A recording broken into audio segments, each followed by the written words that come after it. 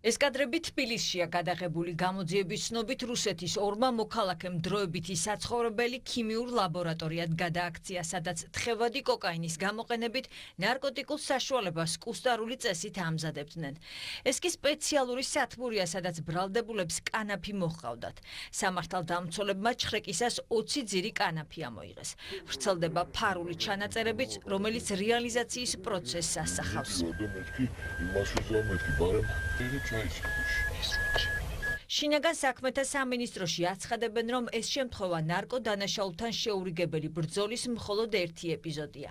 მინისტრის მოადგილის განცხადებით, ბოლო პერიოდში ნარკოდანაშაულის 2370 ფაქტი გამოავლინეს. კიდევ ერთხელ შევახსენებთ, რომ საქართველოს პარლამენტის მიერ ნარკოდანაშაულისთვის, კერძოდ ნარკოტიკული საშუალებების შენახვისათვის და მათი რეალიზაციისთვის სასჯელი მნიშვნელოვნად გამკაცრდა.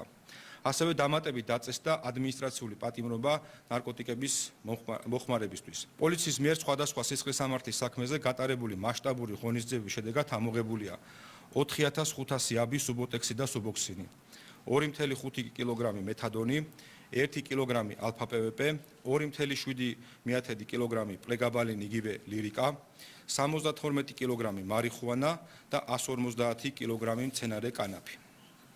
შინაგან საქმეთა სამინისტრო აგრძელებს შეურიგებელ ბრძოლას აღნიშნული დანაშაულის წინააღმდეგ. შინაგან საქმეთა სამინისტრო მკაცრ პოლიტიკას აგრძელებს კანონდამრღვევი მძღოლების წინააღმდეგაც.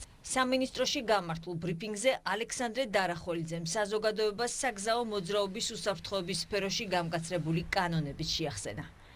ბოლო დღეების განმავლობაში მთელი ქვეყნის მასშტაბით გამოვლენილია საგზაო მოძრაობის წესების დარღვევის 104,484 ფაქტი.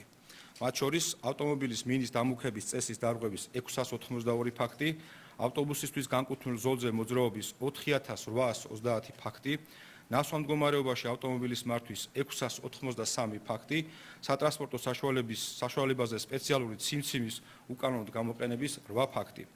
თითოეული სამართალდამრღვევი ბრძოლის მიმართ გატარდა კანონით გათვალისწინებული ღონისძიებები.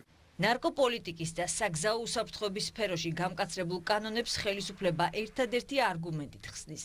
ამ კატეგორიის დანაშაულები ადამიანის სიცოცხლესა და ჯანმრთელობას ყველაზე მეტ საფრთხეს უქმნის.